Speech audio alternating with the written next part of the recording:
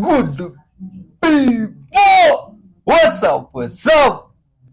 Thank you for clicking this video. Watch till the end, kindly. That's the message. Watch till the end because it help us spread this message of love, peace, forgiveness, and unity out there to the world.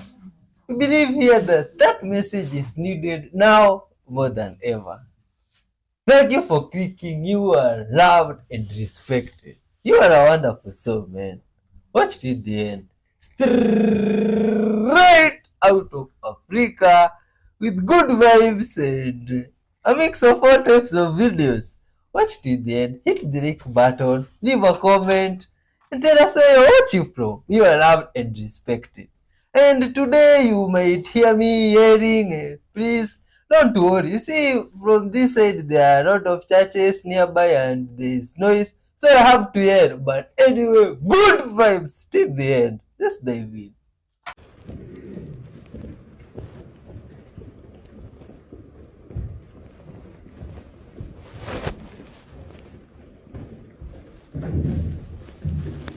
Now what shall we do? Let us make our escape out of the kingdom. See, big man. Let us hail him. Hail, Captain, hail. Hello. Is that your ship yonder? It is. Whither are you bound? To Ethiopia. Do you take passengers? I do. Will you take us? I will, if you have King Solomon's pass.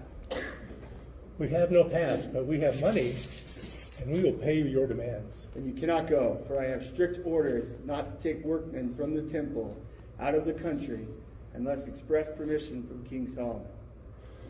What shall we do? Let us turn back into the country. Agreed.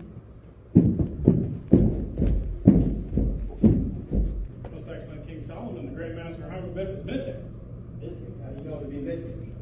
You seen the Grand Master Hieroglyph? You seen the Grand Master? Have you? Have you seen it? No. Have you seen the Grand Master? Hail, brothers! Hail, brother. What discoveries have you made? The earth has been recently removed. It has the appearance of a grave. Those are causes confusion among the crowd. Most excellent King Solomon, the fall tracks have returned.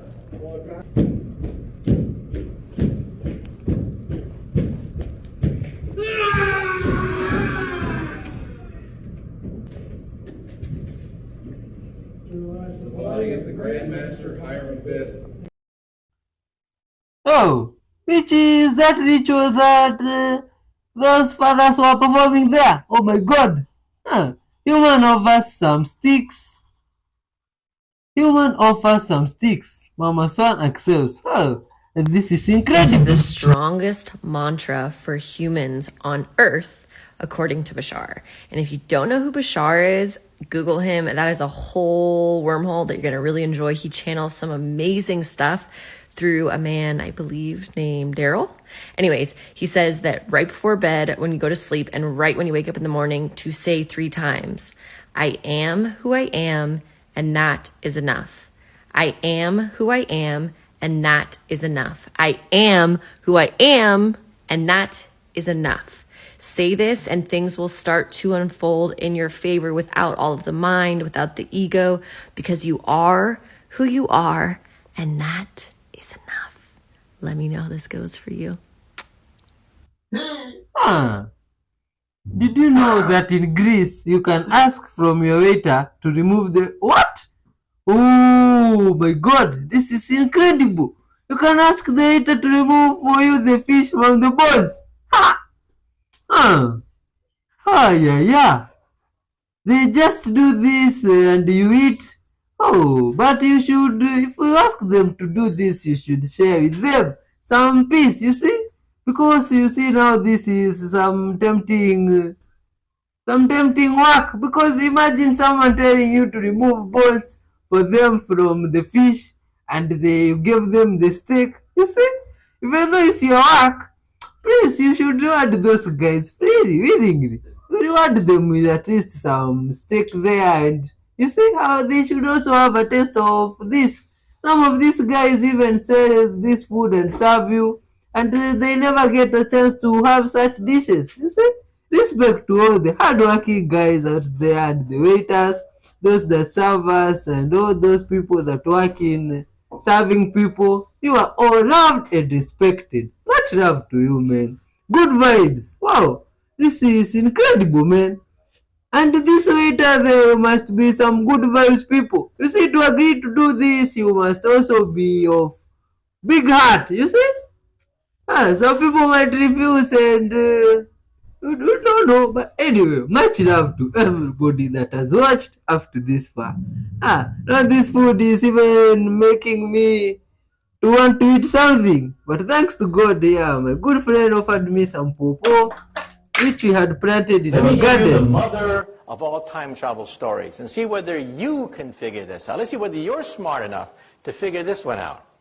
The year is 1945. A stranger comes in from the darkness carrying a baby girl that he leaves at an orphanage. Well, the nuns find this baby girl. They don't know where the baby girl came from, so the nuns call her Jane. And Jane grows up as an orphan, wondering, who is my mother? Who is my father? Well, when Jane is 17 years old, she's a beautiful young woman, and then she has her first boyfriend. A drifter comes drifting into her life, but it was not meant to be. They quarrel. She argues with her boyfriend, and it's a very sad story. First, she finds out that she's pregnant. Her boyfriend has left her. She's abandoned and pregnant. She's rushed to the hospital 9 months later. She delivers a beautiful baby girl, but somebody that night breaks open the window of the hospital, kidnaps Jane's baby girl, and leaves in the darkness. Well, it's even worse than this. Jane is bleeding very rapidly. She's going to die. The doctors have to perform an emergency experimental operation. They have to change Jane into Jim. Well, Jim wakes up the next day with this huge headache, and he's told the bad news. First, the boyfriend left her pregnant, somebody stole her baby, and now she's not even Jane anymore. She's Jim. Well, Jim grows up and becomes a barroom drunk. Every time someone says, who are you, Jim? Where did you come from? Who was your mother, your father? Well, finally, Jim one day is once again stone drunk at the bottom of a bar after a bar fight. But the bartender comes up to him and says, Jim, wake up. You see, I'm not really a bartender. I'm a time traveler. Come into my machine and let us find out who is this Jim/Jane. So they go back, way back into the past. So poor Jim, he doesn't quite know where he is in the past. But suddenly, he meets this beautiful 17-year-old girl. And it's love at first sight. But you know, it was not meant to be. They quarrel. And then Jim finds out that his girlfriend is pregnant. And then Jim says to himself, oh my God, history's repeating itself. This happened to me. Well, I'm going to make sure that my baby gets the best education possible. That night, 9 months later, Jim goes to the hospital, breaks open the window, kidnaps his own precious baby girl. And then Jim and his baby girl go back into the time machine. Again, back, way back into the past, until it is 1945. It is a dark and stormy night. Jim comes in from the darkness carrying his precious baby girl that he drops off at an orphanage. Well, the nuns don't know what to do with this baby girl they find the next day, so the nuns call her Jane. And Jane grows up wondering, who is my mother? Who is my father? I was left as a foundling on the doorstep of this orphanage. Well, Jim finally gets it together. Jim says, I don't want to be a drunk all my life. I'm going to join the Time Traveler's Corps. So Jim has many heroic exploits in the annals of time. Now Jim is an old man. He says to himself, I've had a good life, but I want one final mission. For my last mission in time, I'm going to go backwards in time, put on a wig, to impersonate a bartender, to meet a certain barroom drunk who just got into a fist fight because someone said, who are you, Jim? Who is your mother? Your father? Now, for 10 points, who can tell me, who is Jim's mother? Father, son, daughter, granddaughter, grandfather, great-great-grandfather, in the back. Yeah, Jane is a family tree unto herself. Can you imagine a family get together and they get into a food fight and someone says, you did this to me. No, you did that to yourself, okay? Well, we physicists think about this. Taiwan magician Lu Qian's rose suspension, finally found. Look closely, a paper towel folding of roses in his hand out of thin air suspension. Wow, good magic. The audience can stay. and hand waving up and down in the flower prove that there is no line. The most magical is that both hands can also around the roses around a circle. Really too handsome, actually very simple. Then I to do a demonstration. You can also sew handsome. Good boy chasing girls learn magic. Normal tissues we first taught how to fold. Turn it around a circle like this. Good is here once again to his ring. Like this. Bit by bit to give him to turn down below. The following had 2 horns. We only need to take an angle. Is okay. Below ring him again. This time. Bigger like the rose came out. This time. We just need to put the rose. A little of it is okay to give him rearranging. Good finishing. Aft. Or molding. Rose watch carefully put it in your hand. You'll find it will be directly out of thin air float. But nothing of the up and down. Both sides is not. Before and after it is not any problem. This grind out. In fact, only need ordinary paper towels can be completed. Very, very cattle, special handsome. Also won't teach in the lower left corner. Especially suitable for friends and girls to perform, to learn. So I'm going to rip the lid off again. Looks like it closed. Look how he does it. He like rips. He literally just sticks his fingers into the can and rips it. You ready, Brian? Right. So what does he do? He just literally grabs it like that and tears it off. You think you can do it? I don't know, bro. Was the can open? It wasn't open. No, it was. He just tore it off with it closed. Wow. Okay. I'm gonna try down here. Okay. Ah! Oh my God! Oh! Fuck! Ah! Did I hurt your finger? You can see my fingerprints. Look at that. You can see my fingerprints in the can. Yeah. But it wouldn't go. Have a go at that, Brian. Well, you've got the best grip in the world. If you can't do that, you're not Brian Shaw. Oh, is that right? You're gonna put it up like that. Come on, let's go. Get it. Give it some. Come on, Brian. You hear my knuckle pop? Yeah, your knuckle cracked. Get it. Come on. I've already made bigger dents than you. Do it.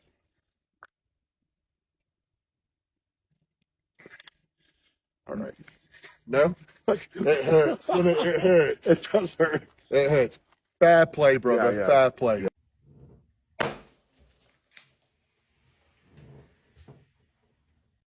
You may be noticing that many people around you's physical features are changing. And they may either look much older than they ever have all of a sudden. They may look much younger than they have in a long time all of a sudden. They may have certain features that are very accentuated that haven't been in the past. And it's not that these people are getting any surgeries or anything like that. It's not that these people are purposely going out and altering their appearance. What's happening is that our inner selves, we have done so much work on our inner selves, and we have come so far with our awareness and our spiritual journey that at this point, there's nowhere else for us to go but out. There's nowhere else for this new energy, this new awareness, this new consciousness to go but outside of us. So it's going to manifest first physically on us, which is in the form of our looks changing. And it's going to be, like I said, yourself and everyone that's in your immediate vicinity that is in your daily reality that you're going to be noticing that they look very different all of a sudden. And you can't quite put your finger on what it is, but you know that they look different. Our inner work has come to such a high level. Our consciousness has raised to such a high level, and it's happening collectively, so much so that it is coming out physically because there's nowhere else for it to go. It's going to start with our bodies first, our physical appearances first, because that's the closest thing to ourselves, right? We are literally connected to our higher selves through our bodies, like an antenna. So it would make sense that our physical selves would be changing first and changing very quickly first. Our outer reality is going to come later with its different changes and things that you're going to see manifesting for you. But it's very important right now that you don't focus on things physically manifesting for you. I know so many of you are very worried and very stressed about why things aren't manifesting for you. They're going to manifest for you, but that's not the point of what we're doing here. The point of what we're doing here is experiencing. experiencing life, raising our awareness. So it really doesn't matter what you manifest. A manifestation is just a fun part of the experience, right? It's just like an add-on to the experience. But the experience itself is not about the manifestation. It's not about your physical body, your looks, or anything like that. It's about the experience that you're having and the feelings and the energy that you are feeling in every experience that you're having.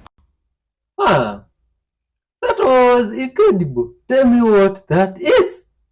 Ah, this looks like some tunnel, some ancient car by Rav Depot. Where is that? I don't know where that place is, but oh, this is what? Oh, look at these statues. Who made these statues? What are these Christopher Bledsoe statues? says he's not only seen UFOs, but he can summon them on command.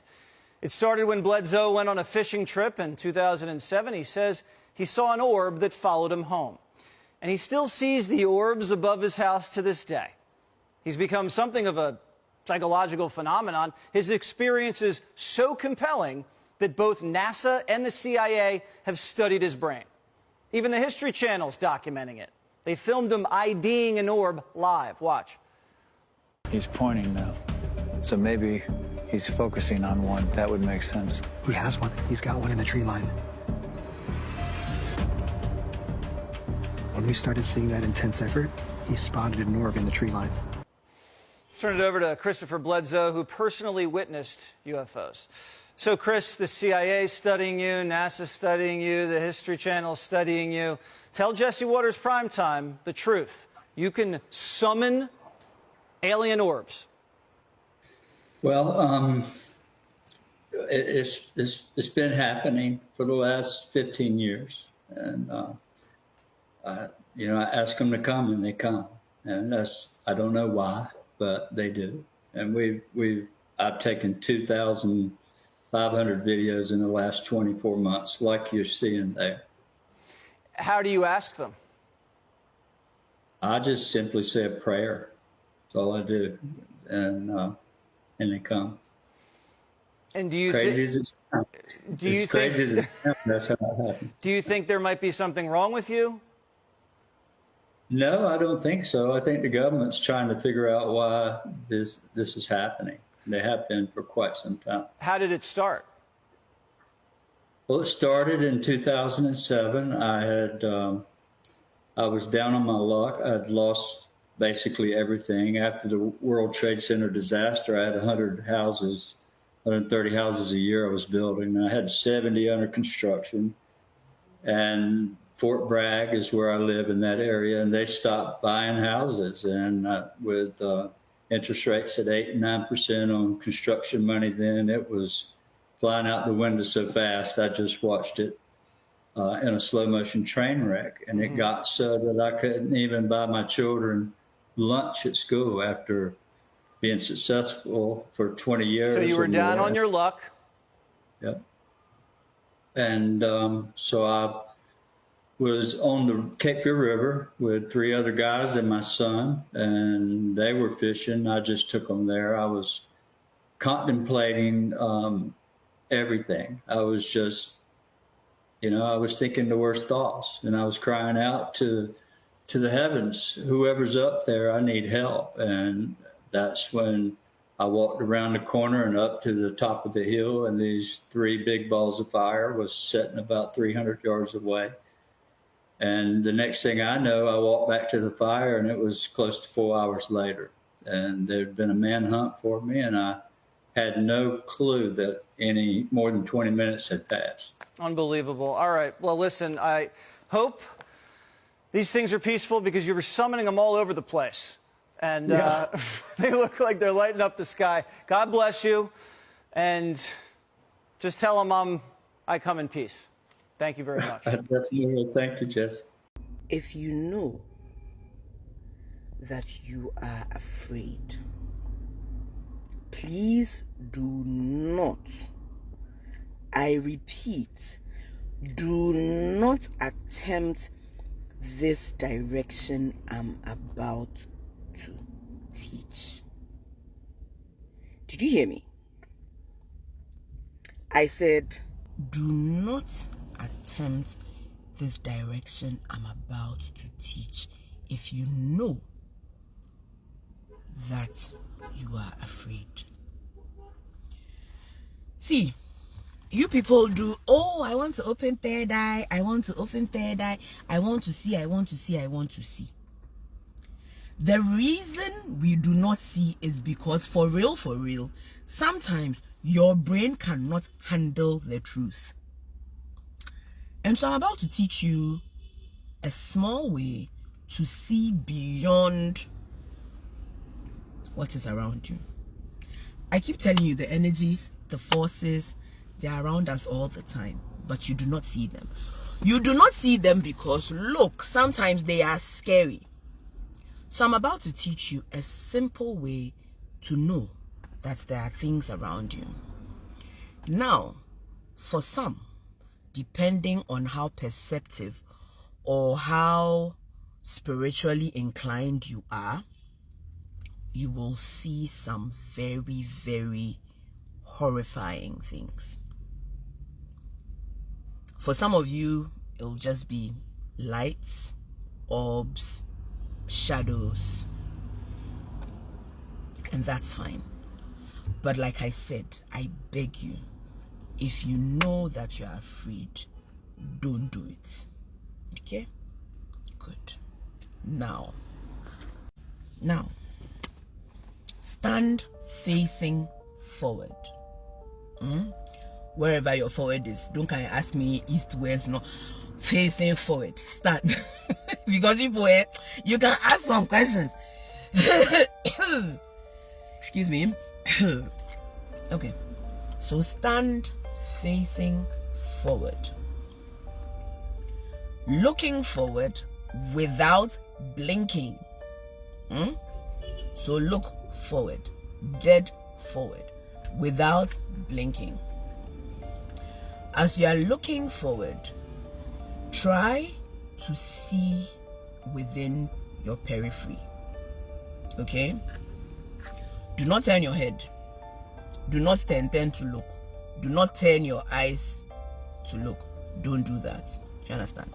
Be looking forward, but try to see beyond the point that you're looking at. So usually what I would do is I'll find a point to focus on. Okay. Try to see your periphery, your peripheral vision around you. Okay. If you notice anything, do not be tempted to turn to look because it will disappear. Like I said, our brains are wired to protect us from seeing these things. But you don't see, so you there you want to see. So me too, I'll teach you how to see. So if you do see anything, do not attempt to turn your head to look at it. Okay. More often than not, you will see like shadows, you will see lights, you will see orbs or something like that. If you do see any of these things that I have mentioned in your peripheral vision, oh, I didn't say go and turn and look, because it's small problem. You can lose your mind. Okay. If you see any of these things that I have mentioned, either aloud or in your head, you can ask questions. You can ask questions like, why are you here? What are you? You know, you can ask it questions. And trust me, an answer will be in your head. A clear excuse me. What's going on with my throat? A clear, unmistakable answer to the question that you asked will be in your head. If you do not hear anything, that is fine. That's you. Then maybe, Charlie, you are not, it's not for you to see. Maybe your brain knows that you there, Charlie. Any line you cross, so it's not for you to see. But yes, for most people, I have taught this and have tried it, they usually get an answer to their question. And so again, I will say to you that noko yejin. You can go and test this and see. Ka no kwe, ka ko. Well, you can ka and kwe for yourself. But I can tell you on authority that noko yejin. And so as I always say, guard your heart, guard your essence, guard your spirit, and stay safe out there. Love you. Oh, if you try this, come and tell me. Comment. If you try this, comment and tell me. Okay. Love you. Bye. Oh my gosh. Hello. Hi, babies. Hello. You're supposed to do it. Hi. Hello. You're supposed to do it there. Could this be a giant staring down from the mountain? Because this does look familiar. Because this is not the first time eyewitnesses have shown something similar. And could this prove that there are giants living among us in secret? And if you do pay attention in the part I circled, it is moving. Or could it just be something resembling some type of giant figure? Now here's the original video in its entirety, and you can find the original video down below. Oh no, that thing's kind of creepy. It's like a person's silhouette up in them clouds. I'm sorry, if it was your mountain, I'm sorry I broke it.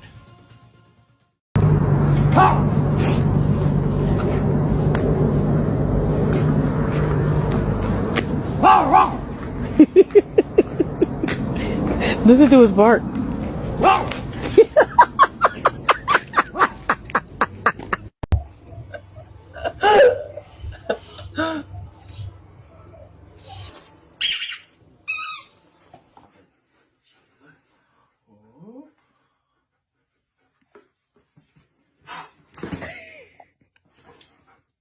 Where'd it go?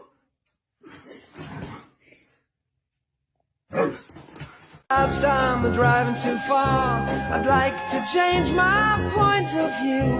I feel so lonely, I'm waiting for you, but nothing ever happens. And I wonder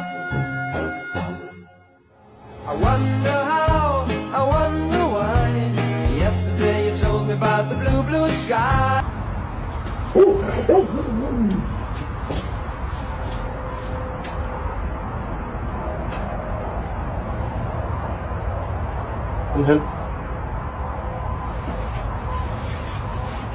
See?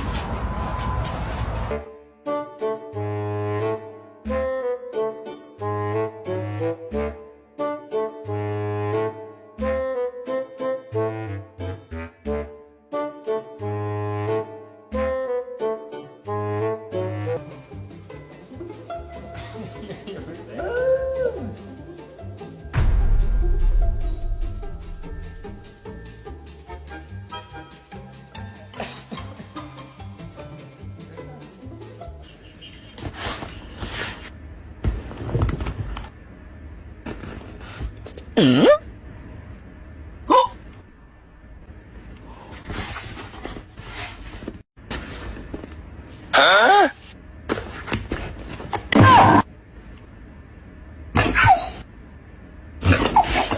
Are you ready?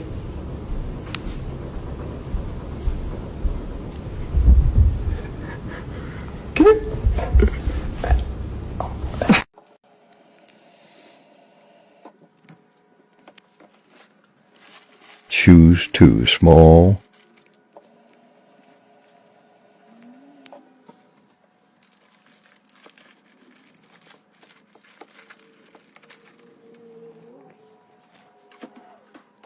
Water expands when frozen.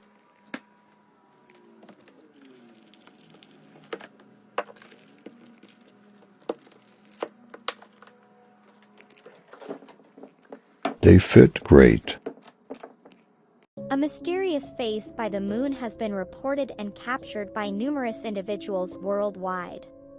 This occurrence has sparked a whirlwind of discussion, theories, and a generous dose of urban legends, but one particularly intriguing theory stands out: Project Blue Beam. Project Blue Beam is a conspiracy theory that suggests the existence of a secret project intending to create an artificial second coming, using advanced holographic technology to project images in the sky, potentially as a means of controlling or manipulating the public. In the context of the face by the moon, believers in this theory argue that the phenomenon could be a test or part of a larger, more sinister plan. Some commenters argue that these are just random images perceived by our minds as familiar patterns, such as faces, in visual configurations. True or not, one might wonder, what if there is really a watcher in the sky? I want y'all to watch this and then we're going to talk about it. Boy math is telling women, not all men, but then turning around and looking at their daughters and saying, I need to give you a shotgun to protect you from these men. I know how men think. Hold on. I got one more. I have a question. Is it funny or sad that the primary thing men are afraid of with going to prison is the same thing that women are afraid of just walking down the sidewalk? I just love when I make videos on things that happen into society to women, and the first thing men say is, it's not all men, and the fact that you didn't specifically say not all men, I feel targeted. This overgeneralization makes me feel attacked because you didn't say that it was not all men. Here's the thing. Quick question for you.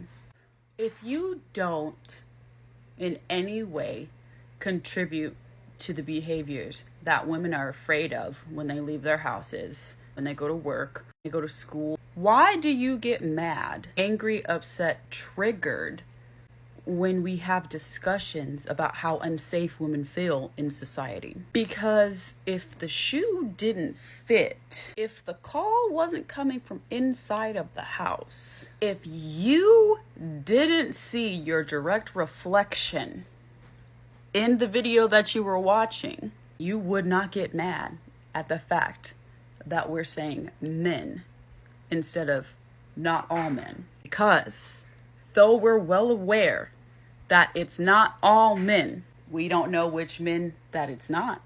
We don't know who is or who is not that man. I know my man is not that man at home, but it's when I leave the house and I'm not with my man that I know that any one of these men could be the problem. It's not all men. We're well aware of that, and you don't have to keep saying it. However, it's enough men who acknowledge that it's a problem. Their direct correlation goes back to it resulting in being a man, while trying to turn it around and make it a woman's problem. When at the end of the day, your justification and logic is also being stated that you're not going to do something to protect said woman from something because that man is dangerous, because you don't know what that man is capable of. So it's almost like you do know. It's almost like you are aware. It's almost like you do understand that though it's not all men, it's still men. And you're getting triggered and offended because you're also a part of the large population of men that we're talking about. When we saw the big wall of ice, we knew we had reached the end of the world. The theory of the wall of ice was that the Earth was flat and surrounded by a massive barrier of frozen water that prevented anyone from escaping. The theory was dismissed by most scientists as a conspiracy, but we were curious enough to find out for ourselves.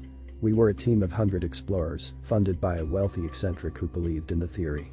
We had traveled across the oceans, the continents, and the polar regions, following the clues and the maps that the theory provided. We had faced many dangers and hardships, but we never gave up. We wanted to see the truth with our own eyes. And there it was, towering over us like a colossal monument. The wall of ice was at least 100 meters high, and it stretched as far as we could see in both directions. It was a sight that filled us with awe and fear. What secrets did it hide? What mysteries did it guard? We decided to set up a camp near the base of the wall and prepare for the next phase of our expedition. We had brought a drill, a rope, and a camera, among other things. Our plan was to bore a hole through the wall and see what was on the other side. We hoped to find a new world, a new dimension, or maybe even a new civilization. We worked in shifts, taking turns to operate the drill and monitor the progress. It was a slow and tedious process, but we were patient and determined. We knew we were making history. After 3 days of drilling, we finally broke through. We heard a loud crack and then a rush of air. We quickly pulled back the drill and peered into the hole. It was dark and silent. We could not see anything. We decided to send the camera first, attached to the rope. We lowered it slowly and watched the screen. We expected to see something, anything, but we saw nothing. It was just blackness. We were puzzled and disappointed. Was there nothing beyond the wall? Had we wasted our time and money for nothing? We decided to go in ourselves and find out. We put on our suits and helmets and grabbed our flashlights. We tied the rope around our waists and climbed into the hole. We felt a cold breeze and a strange sensation. It was like we were entering a different realm. We turned on our flashlights and looked around. We still could not see anything. It was like we were in a void, a vacuum, a nothingness. We tried to communicate with each other, but we could not hear anything. We tried to communicate with the camp, but we got no response. We were alone, isolated, cut off. We started to panic. We wanted to go back, but we could not find the hole. We had lost our way, our direction, our orientation. We were lost, trapped, doomed. We screamed, but no one heard us. We cried, but no one saw us. We prayed, but no one answered us. We realized that we had made a terrible mistake. We had not reached the end of the world. We had reached the end of everything. Oh my god! Wonderful people! Thanks for watching up to this far, man. You are all loved and respected. Yo, you see, there's a lot of videos that has passed, and just leave your comment about anything you have to say on those videos.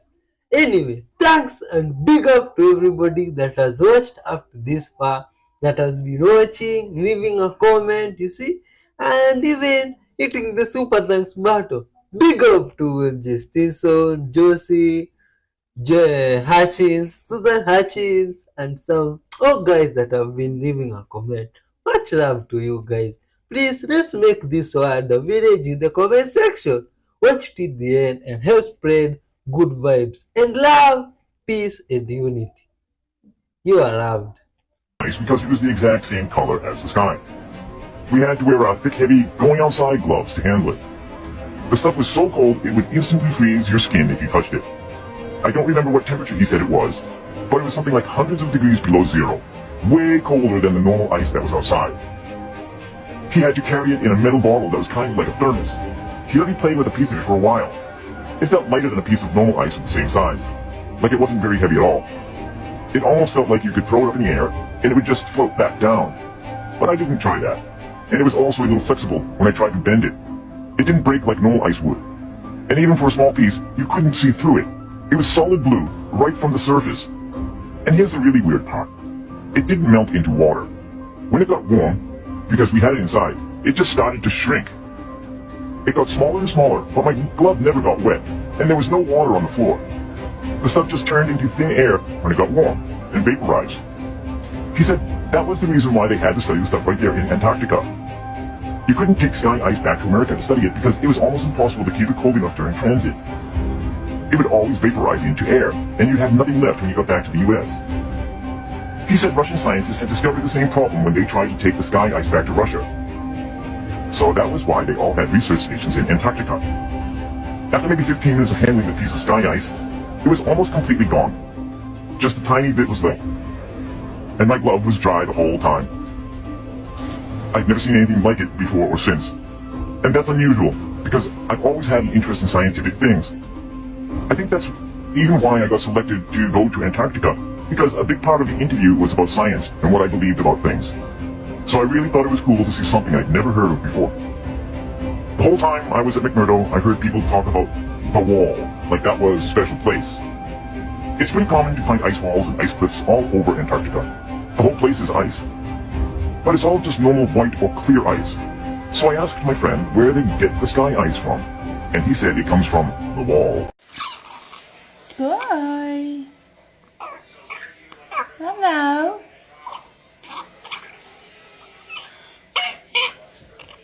Hello, Mama.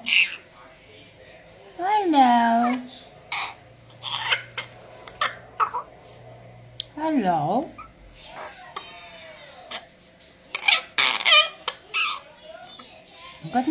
yan? Kaya nang slob? Squad? Kaya nang slob? Cosmo?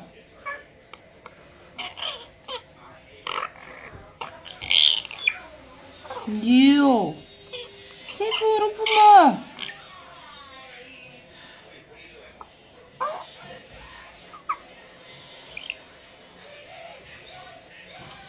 Puro po mo.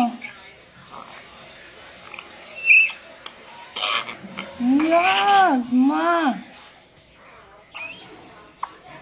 What's ma?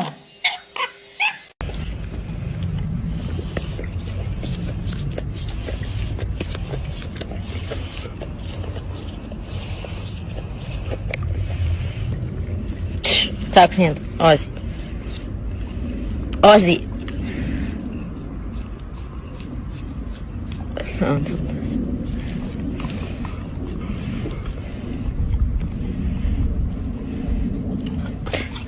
Oh my god.